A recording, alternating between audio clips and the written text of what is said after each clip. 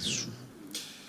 Voilà, on continue maintenant avec le dernier sujet, le Togo. Au Togo, eh bien, les tarifs de péage ont connu une augmentation depuis hier. C'est officiellement entré en vigueur, augmentation jusqu'à 65% selon le type de véhicule. Mais la nouveauté, eh bien, c'est que les engins motorisés qui étaient jusque-là exempts de paiement des frais de péage sont désormais astreints. Les motos électriques, 50 francs et 100 francs, eh bien, ça a grogné dans plusieurs localités, les taxis-motos. J'en écoutais un aujourd'hui, Germain Pouli, qui disait que il doit traverser le péage. Je suis en train d'oublier un peu la localité, mais qu'il doit traverser le péage avec les clients.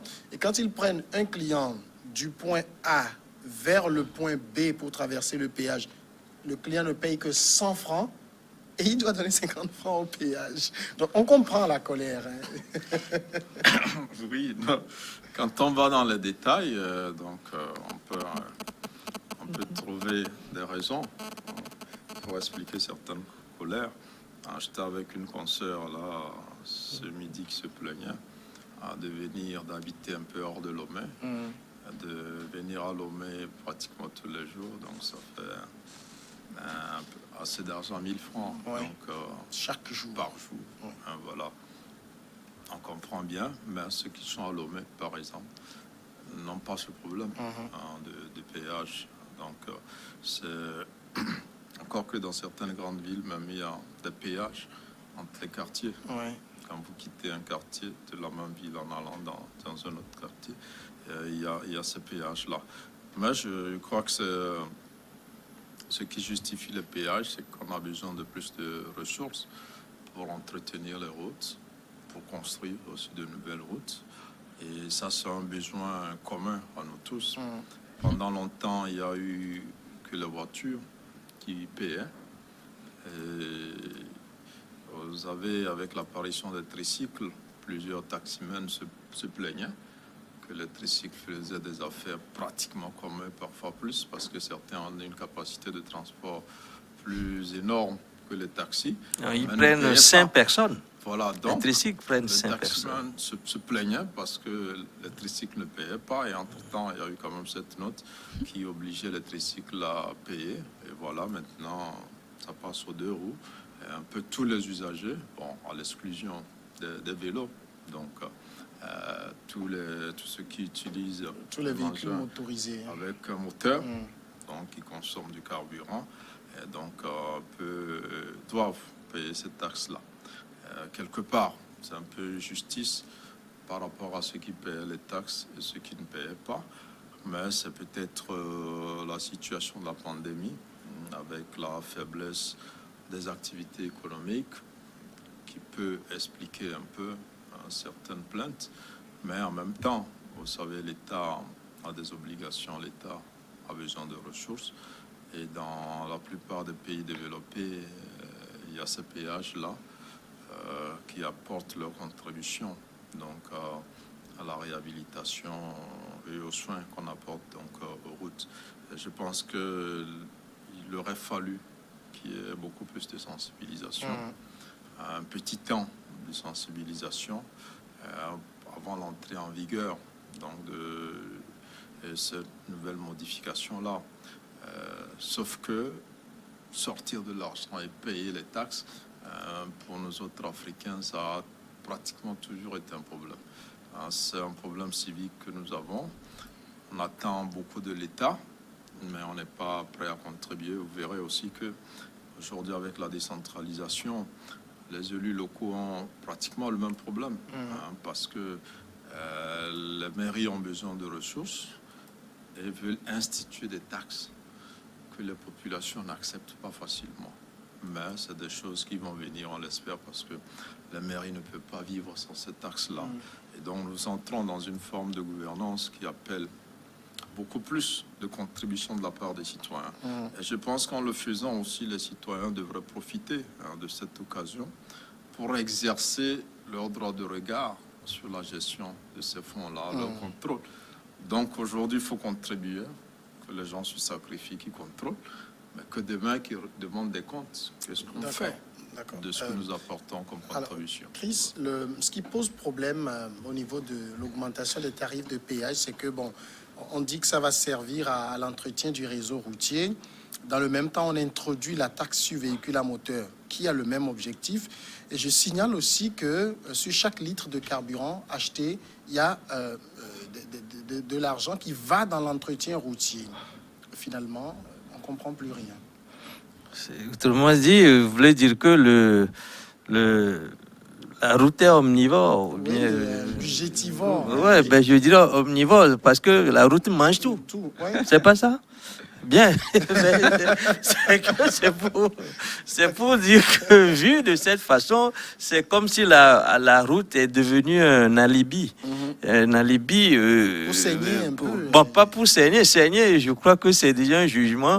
Et c'est déjà un jugement, je n'irai pas jusque-là. Mais c'est-à-dire que il faut peut-être que c'est difficile de payer des taxes. Surtout, je crois que Germain l'a dit tout à l'heure, il n'est pas aisé de payer des taxes. Surtout le cas que vous avez cité tout à l'heure pour quelqu'un qui doit passer le point de péage un certain nombre de fois par jour, surtout qu'il est à moto, il fait des affaires avec la moto, mais il n'oublie quand même pas. Il faut quand même pas qu'ils oublient et que les gens oublient que lorsque tu utilises les infrastructures de l'État pour faire des affaires, tu es redevable vis-à-vis de l'État. Et je crois que peut-être que si tu paies tes taxes, il vaudrait aussi que toi aussi au retour, tu demandes à l'État des comptes. Je crois qu'aujourd'hui, il est dit, on parle beaucoup de reddition des comptes. C'est un phénomène, je crois, je ne dirais pas un phénomène nouveau, mais je crois que le gouvernement actuel est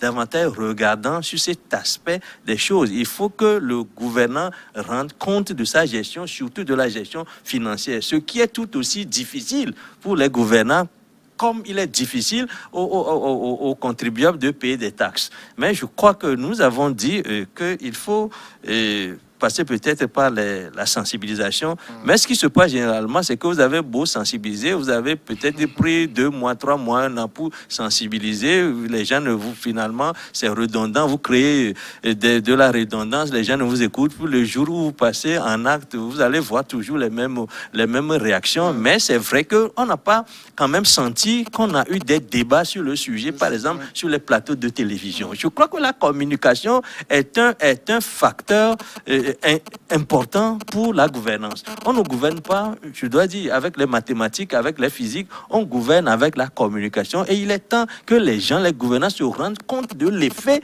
de la force de la communication en matière de gouvernance. Je crois qu'on n'en a pas, on n'en est pas sensibilisé comme il se doit, surtout dans les pays africains où on doit utiliser la communication pour gouverner, mais on a l'impression qu'il faut parler peu pour en dire peu. Peut-être que quand vous allez parler de ces choses-là, les gens vont vous poser des questions. Tout à l'heure, vous avez dit que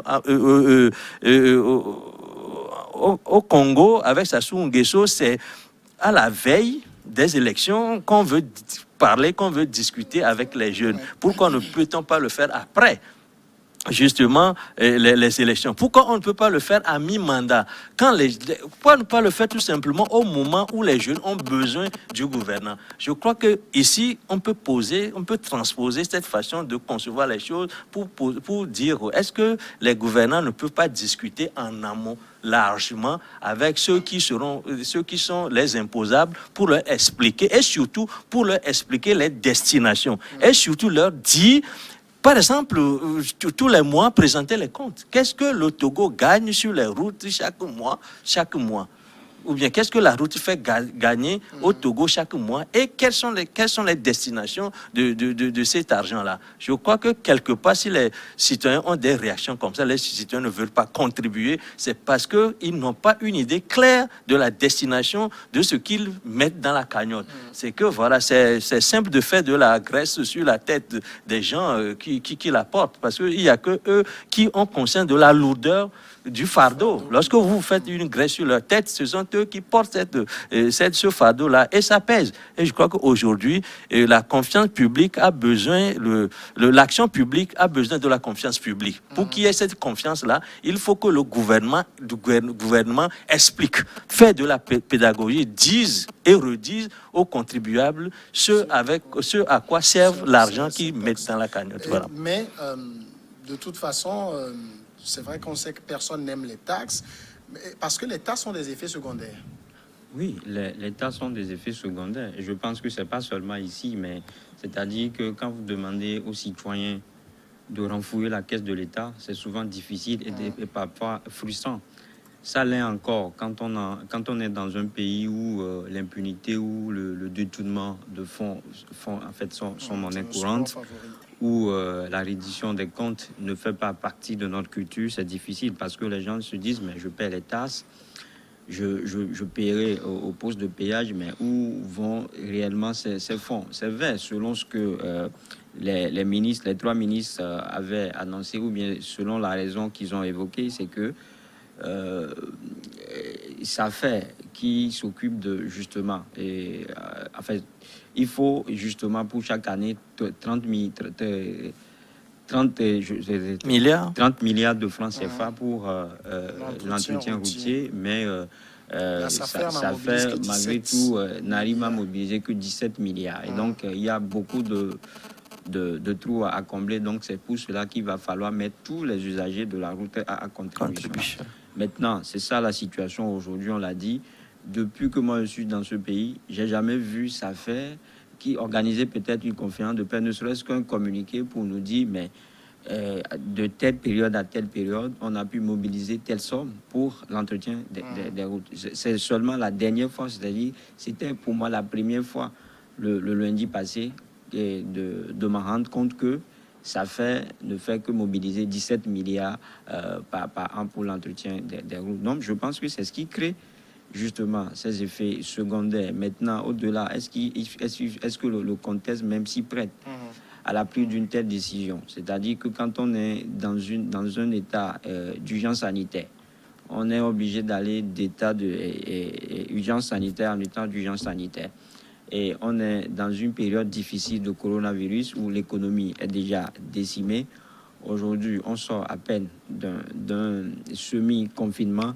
Les économies sont toujours au lambeau. Les activités peinent toujours à reprendre comme cela se doit. On nous impose, ou bien en fait, on décide d'une nouvelle tarification au poste de péage. Je pense que toute proportion gardée, on peut dire que c'est un coup dur pour le panier de la ménagère parce que le Togolais peine déjà, le Togolais souffre, ils ont du mal en fait à s'offrir au moins 2 repas par jour. On le dit de façon triviale, vous allez penser qu'on est en train de s'accater à histoire, mais c'est pas le cas, c'est la réalité en fait.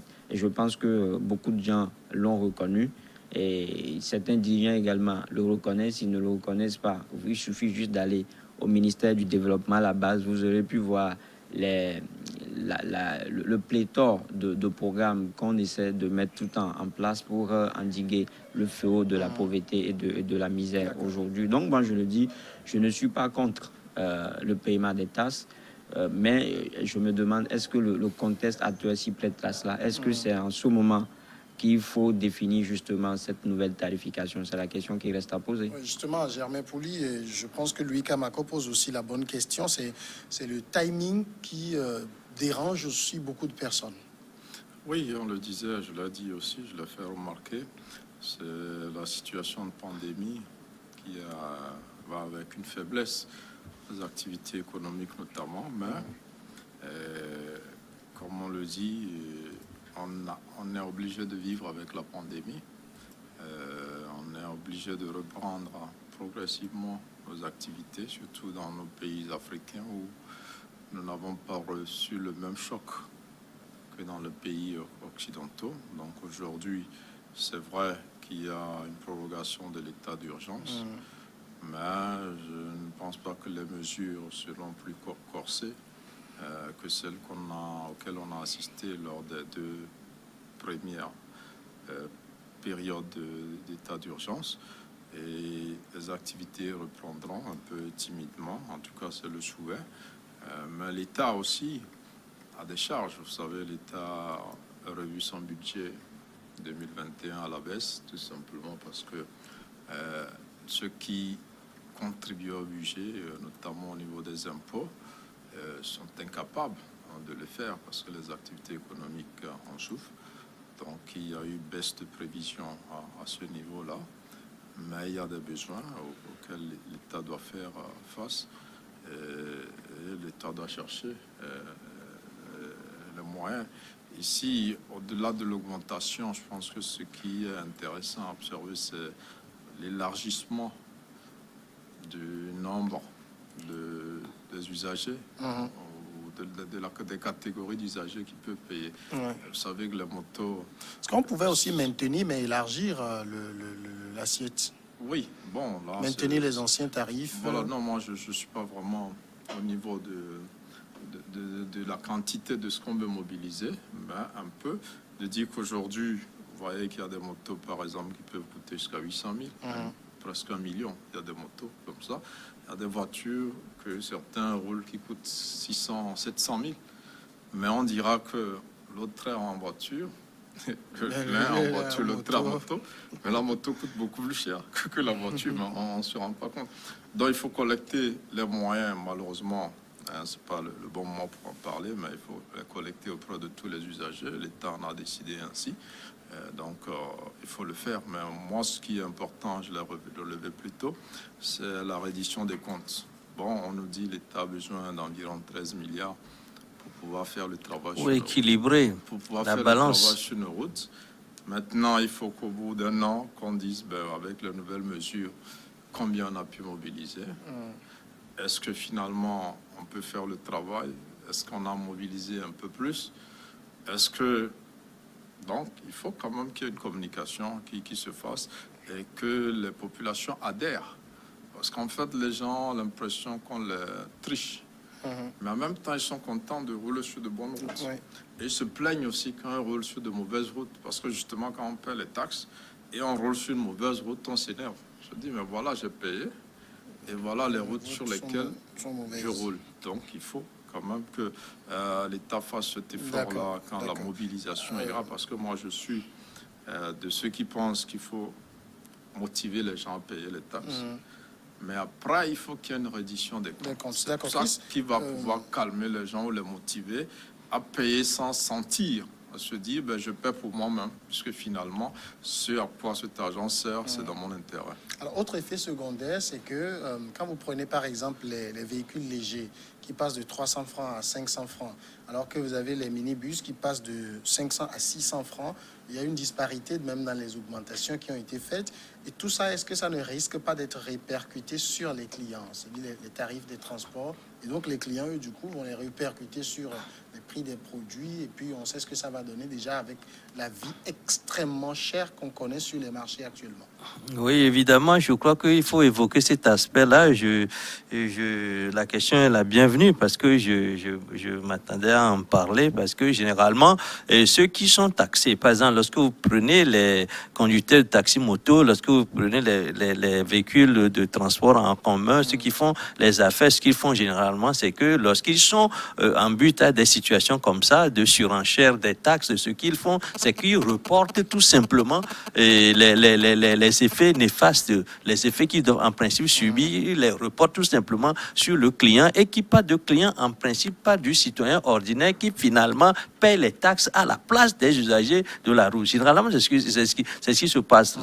C'est seulement ceux qui ont des voitures personnelles qui payent ces taxes-là. Mais ceux qui utilisent les voitures de passagers, ils reportent cette taxe-là sur les clients. Donc, finalement, ce sont ces clients-là qui payent. Et je me demande si ceux qui sont les initiateurs de ces taxes-là ont pensé à cet aspect des choses. Parce que vous allez voir que bientôt, les prix les tarifs vont interurbains surtout, les tarifs-là vont s'envoler et les gens vont commencer commencer à mettre davantage de personnes dans les voitures, etc. C'est ce qu'ils font déjà, mais sans doute que ce qu'ils vont faire maintenant, c'est qu'ils vont peut-être faire renchérir les tarifs. Les tarifs vont peut-être passer de 700 à 900. C'est que généralement, ce qui se passe, c'est que lorsqu'on augmente cette taxe-là de 100 francs, les taximens ont tendance plutôt à augmenter dans une Proportion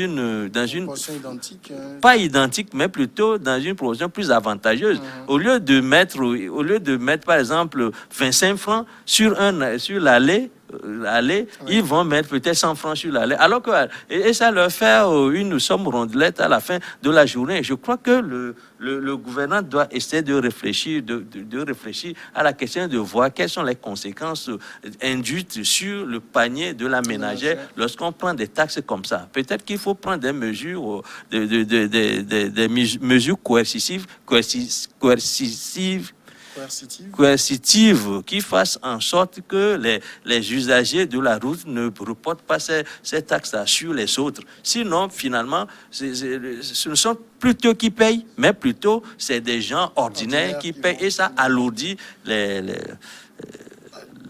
les charges. Je pense que sur la question, je pourrais me prononcer parce qu'on a eu à saisir le ministre des Transports. Il nous a rassuré qu'il n'y aura pas de modification, d'augmentation. Non, mais sur le terrain, il n'y aura pas une augmentation officielle, mais ce qui se passe généralement, c'est que... un communiqué, le gouvernement fera sortir un communiqué. Et que justement... ceux qui font des tickets quand vous montez à bord, mais ceux qui ont leur propre véhicule, qui font le transport en commun... Mais ça revient à chacun de veiller au grain. En fait, ça revient à chacun de veiller au grain, parce que ce que dit le gouvernement, c'est qu'il y a eu tout récemment une diminution sensible sur le prix des produits pétroliers. Donc, mais cela n'a pas eu de conséquences, heureuses conséquences. Selon ce qui a été dit, c'est que le gouvernement soit fait sur tout cela avant d'augmenter ou bien avant de vouloir changer les prix de péage. Donc, ce qui est donné...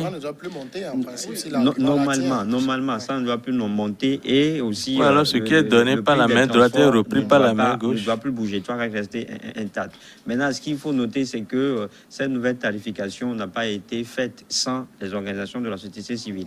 Il y a certaines organisations de la société civile qui ont participé à cette réunion. La preuve, elles étaient à la conférence de presse quand l'annonce a été faite. Mais ce qu'on déplore, c'est que ceux qui défendent réellement le sujet, c'est-à-dire quand vous prenez une organisation comme la Ligue togolaise des consommateurs, la TC, elle n'était pas, ces associations n'étaient pas à ce rendez-vous. C'est-à-dire que c'est le sujet phare, en fait, c'est leur sujet en réalité, c'est leur quotidien. Et donc, elles n'ont pas été associées à ces genres de discussions. Et quand nous, on a constaté le président de la LCT, elle nous a dit qu'elle n'était pas tenue au courant. L'association n'était pas tenue au courant et que dès que la décision a été publiée, ils ont essayé de contacter les ministres. Ils ont demandé à être reçus, mais cela n'a pas été jamais le cas. Donc, c'est ce qui fait dire aujourd'hui que est-ce qu'il y a vraiment cette volonté-là de discuter avec les concernés, avec les organisations, les organisations qui portent vraiment ces questions-là. Mais aujourd'hui, quoi qu'on le dise, la nouvelle tarification, elle est là. On est obligé de le respecter. On subit, mais il faudrait qu'il y ait, ce que je souhaite, c'est qu'il y ait des mesures dissuasives pour les riverains. Par exemple, quelqu'un qui est à moto, qui est obligé de faire au moins 4 allers-retours dans la journée, c'est-à-dire que les mesures ne tiennent pas compte de cela. Si on ne le fait pas, ça risque de créer une instabilité sociale. Oui, en fait, moi, je voulais revenir sur l'augmentation du tarif des transports, parce qu'il y a une injustice là qui frappe beaucoup plus les passagers. Toutes les fois qu'il y a augmentation du prix des produits pétroliers, il y a une augmentation sur les tarifs. À l'exception des tarifs dont vous parliez au niveau avec les syndicats où l'État s'entend pour fixer des prix. Mais de façon informelle, les gens augmentent systématiquement. Et quand il y a une baisse de prix des produits pétroliers, il n'y a pas de baisse sur les tarifs. Les tarifs restent là. Et donc, c'est les transporteurs qui gagnent sur le dos du client. Donc, aujourd'hui, quand ils présentent cet argument, là, je pense que les passagers ne doivent pas suivre.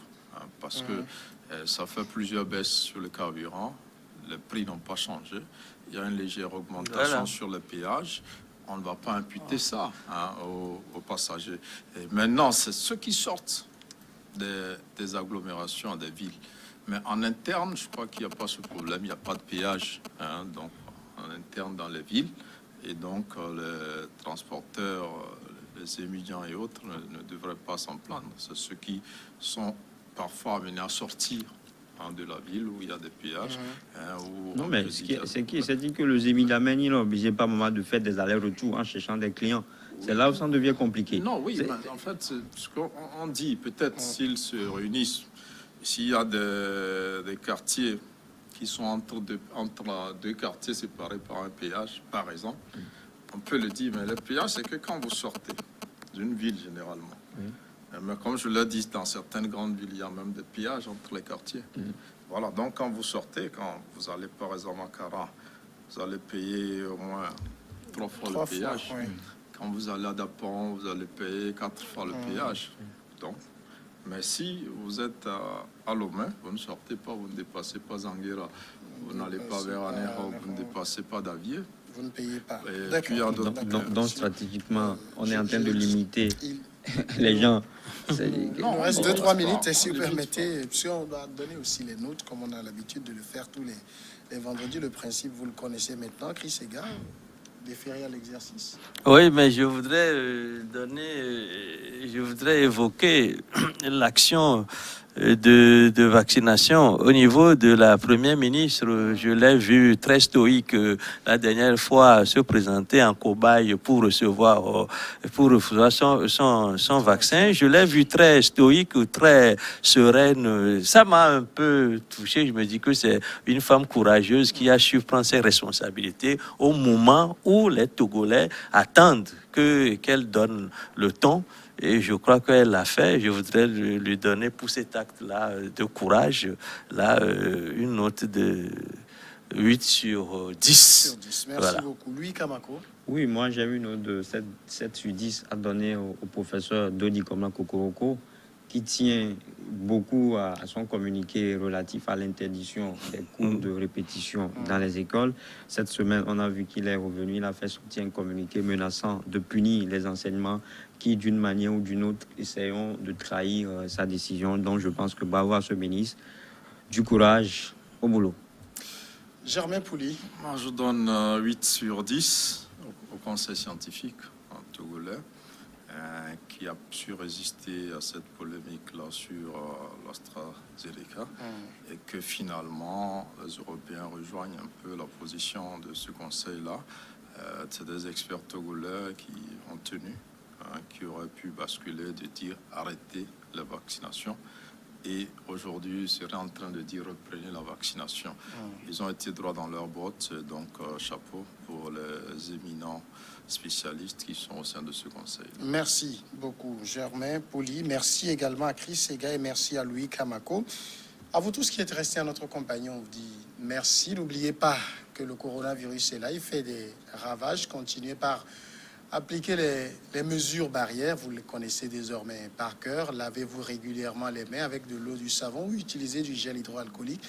Maintenez une distance d'au moins 1 mètre par rapport à votre interlocuteur et de préférable également, mettez un masque lorsque vous sortez. J'ai le mien ici que je mettrai d'ailleurs tout à l'heure et comme je le dis souvent aussi, priez.